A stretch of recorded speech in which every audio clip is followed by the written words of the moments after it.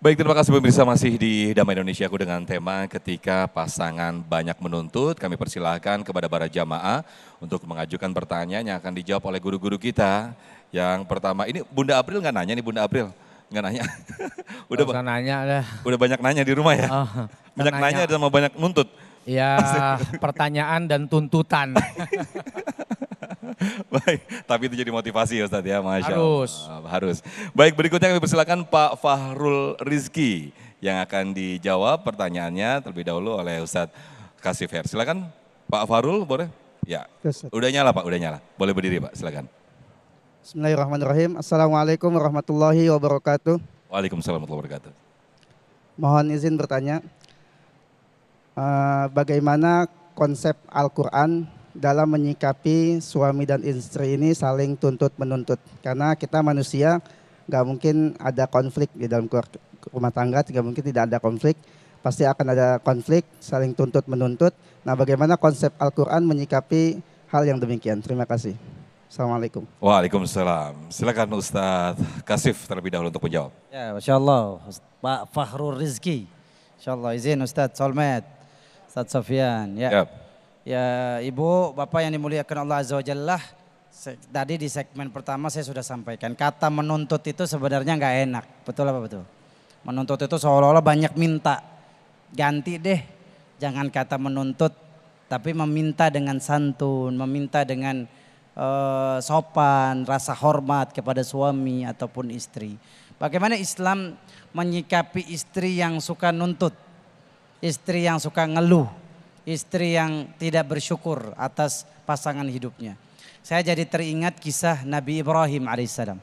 Nabi Ibrahim punya anak namanya Nabi Ismail.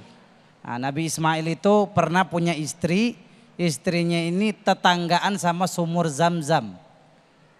Dinikahin sama Nabi Ismail. Nabi Ibrahim dakwah lagi di Palestina. Nah, setelah selang berapa tahun Nabi Ibrahim datang ke rumah Nabi Ismail. Nabi Ismail kagak ada di rumah. Lagi pergi berburu. Ketemu sama ketok pintu.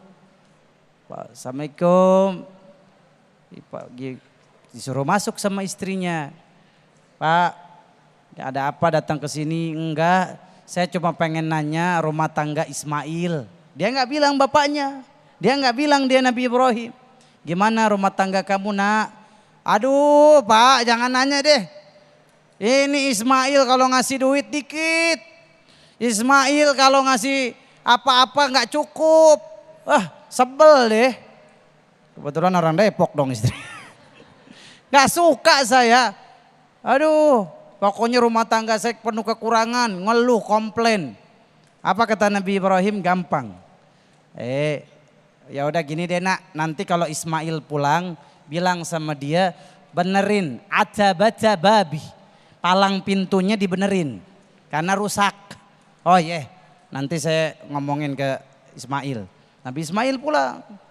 Gimana hari ini? Oh tadi ada yang datang. Orang tua nanyain rumah tangga kita, kepo. Gara-gara lihat lambe turah. Oh iya, kalau begitu kamu apa ceritanya? Apa yang dia katakan? Dia suruh ganti palang pintu.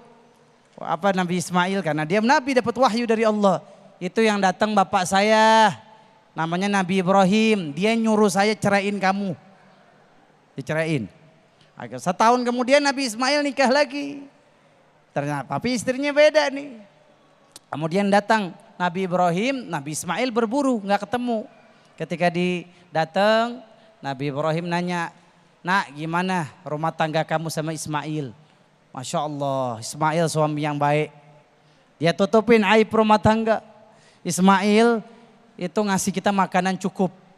Dia selalu hadir, penuh kasih sayang, penuh cinta. Walaupun memang secara harta kami sedikit. Emang kamu makanannya apa aja sehari-hari? Kita dikasih air, dikasih daging. Bersyukur apa aja dikasih, suami saya itu mahal, mewah.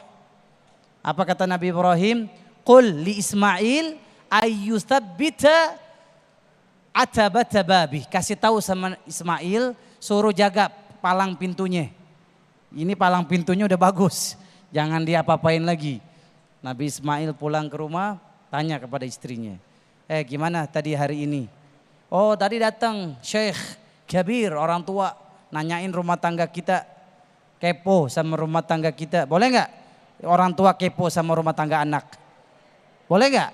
Boleh, untuk nasehatin, untuk meluruskan, ya. Jangan cuek sama rumah tangga anak kita. Tapi kalau masalah-masalah sensitif kayak uang nafkah menantu kita, jangan sampai kita ikut campur. Tapi kalau ada masalah boleh istri mertua menasehati kita. Apa kata Nabi Ismail? Tahu nggak kamu siapa yang datang tadi?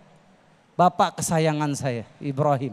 Dia nyuruh saya supaya mempertahankan rumah tangga kita. Kamu istri yang bersyukur, kamu istri the best. Kita nggak akan bercerai, you and me forever until jannah. Gitu, jangan banyak nuntut, bersyukur. Emang kalau kita cerai dapat istri, memang jamin istri kita lebih baik, betul apa betul? Bapak cerai, wah nggak bersyukur nih istri saya banyak nuntut, nikah. Dapat istri lebih bawel 4 kuadrat. Bisa jadi, nggak ada yang tahu. Maka ibu yang dimuliakan Allah Azza wa Jalla, kan Allah udah ngasih tahu kita. Wa iz ta'adzana rabbukum la in syakartum wa la in kafartum. Bersyukur suami ngasih berapapun Allah tambah. Tapi kalau kita mengingkari, suami saya sedikit, suami saya nggak ngasih apa-apa, mengingkari, menganggap suami nggak ngasih apa-apa, apa kata Allah? Ingat, nanti nikmatmu berubah jadi azab. Nikmat berubah jadi musibah karena menghilangkan kebaikan suami. Jangan sampai ada seperti peribahasa apa? Hujan setahun dihapus oleh kemarau 1 tahun. 1 hari hujan setahun dihapus sama kemarau 1 hari. Jangan sampai. Na'udzubillah min zalik. Kita mau setiap kebaikan istri kita ingat. Baik. Ketika istri kita sempat marah-marah nyakitin hati kita, ingat, oh dia melahirkan anak saya. Taruhannya nyawa, gak sebanding dia marahin saya tadi. Oh istri saya menyusui anak saya sampai begadang, sampai dia rela gak tidur. Demi Allah saya cinta sama istri saya. Jadi Pak, resep supaya istri gak banyak nuntut, kalau kita kurang ngasih dia duit, tambahkan rasa cinta kita. Tambahkan rasa sayang kita sama istri. Ingat, kalau bagi suami di rumah yang kurang ngasih fulus, ngasih uang ke istri, saya ngasih tips, tambahin rasa cinta. Tambahin rasa sayang. Ini kadang-kadang udah duit kurang, perhatian juga kagak ada. Betul apa betul? Ketika, wah kayaknya kita udah pasrah. Cari kemana-mana uangnya cuma sedikit. Datang ke rumah, lihat istri nyuci piring, bantuin cuci piring. Lihat istri lagi ngerendam baju, ibu ikut, suami ikut, bantuin, ikut jemurin. Wah dahsyat. Suami yang seperti ini akan membuat rumah tangga penuh keberkahan. Amin. Amin ya Rabbal alamin. Amin ya Allah ya Rabb. Mudah-mudahan kita semua menjadi suami yang seperti itu Ustaz Kasim ya. Tapi sebetulnya ketika kita banyak menuntut, banyak meminta, itu mungkin kita terlalu sibuk melihat ke atas ya. Sehingga kita kurang... Maksudnya ngelihat genteng gitu ya? Iya. Bagus banget lampu, kapan saya punya lampu seperti ini gitu maksudnya. Baik Ustaz Kasim, terima kasih atas jawabannya. Berikutnya kami persilakan Ibu Fatia yang akan dijawab oleh guru kita Ustaz Solmed. Silakan. Oh ini Ukhti Fatia ya, silakan. Baik, Assalamualaikum warahmatullahi wabarakatuh. Waalaikumsalam warahmatullahi wabarakatuh. Pertanyaannya, bagaimana kita bisa saling menghormati dan memahami perbedaan dalam pandangan tentang tuntunan dari suami? Baik. Bisa dipahami Ustaz Solmed? Bagaimana? Ketika ada perbedaan, antara suami dan istri untuk sehingga saling menuntut begitu ya. Perbedaan apa itu yang dimaksud? Bukan perbedaan agama bukan ya? Perbedaan partai. Perbedaan partai. Capres, calon bupati, calon gubernur. Masa gara-gara dia lu berantem, dia aja nggak pernah berantem buat lu? Ya, gara-gara beda pilihan politik berantem. Laki bini berantem, jangan. Justru Allah satukan karena kita beda. Laki beda nggak sama perempuan? Beda ya. Laki dengan perempuan beda. Disatukan oleh Allah supaya sempurna, dijadikan pasangan hidup. Wa min ayatihi an khalaqalakum min anfusikum azwaja. Sama-sama manusia. Walaupun ada banyak perbedaan. beda latar belakang. Yang satu lakinya latar belakangnya 100 meter, bininya 1000 meter. Beda latar belakang. Bisa nggak ngumpul jadi laki bini? Bisa. Yang satu istrinya sekolah cuman sampai SMA, sementara suaminya sampai S3. Mana meler lagi ngambil S3. Ingusan itu Maya, maaf. Salah tanggap ya. Bisa nggak S3 nyatu sama anak SMA? Bisa. Beda nggak kira-kira pelajaran dalam kehidupan pendidikannya? Beda. Tapi bisa nggak disatuin? Bisa. Yang satu suaminya nggak sekolah. Yang satu lagi bininya S3. Ada yang begitu? Ada. Bisa. Min anfusikum. Itu clue yang pertama. Bahwa suami istri yang Allah pasangkan itu adalah sama jenisnya seperti kamu. Manusia punya kurang, punya lebih. Kalau kita kurang, kita maunya diapain nih? Kita punya kekurangan, maunya diapain sama pasangan? Dimengerti. Kenapa kalau pasangan kita kurang kita caci maki? Enggak ya? Lempar kali botol. Kalau kita punya kesalahan, maunya diapain? Dimaafin, dibenerin. Kenapa kalau pasangan kita salah, kita ambil bekiak.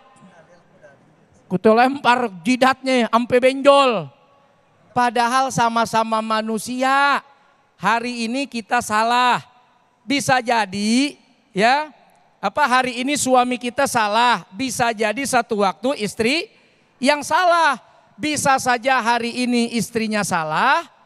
Satu waktu bisa saja suaminya salah. Perlakukan orang lain sebagaimana kita mau diperlakukan.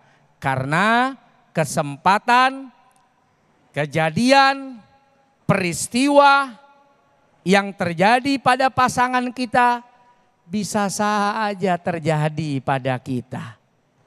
Min anfusikum.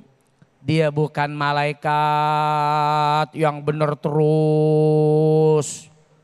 Dia bukan setan yang salah terus. Tapi dia sebangsa manusia. Bisa benar, bisa salah. Kalau benar didukung, kalau salah diingatkan. Itu caranya. Dan yakin perbedaan apapun di dalam rumah tangga, kalau dikemas dengan penuh rasa cinta, biarpun masakan kebanyakan garam, tetap asin. Iya ya. Tapi asinnya asin meong. Asin banget sih. Au, gitu. Iya, itu kata anak-anak Gen Z. Kalau Gen Z mah nggak paham Gen Z. Kata anak Gen Z begitu, biar kata asin, tapi asinnya romantis. Kenapa? Karena dikemas penuh cinta, bukan melihat dengan pandangan benci. Baik, terima kasih Ustaz Solmed. Mudah-mudahan kita semua dianugerahi pasangan yang saling melengkapi, saling mengisi, sehingga tidak ada saling menuntut. Nah, masih ada satu segmen lagi untuk tanya jawab. Tetaplah bersama kami di Damai Indonesiaku. Sesaat lagi kami kembali.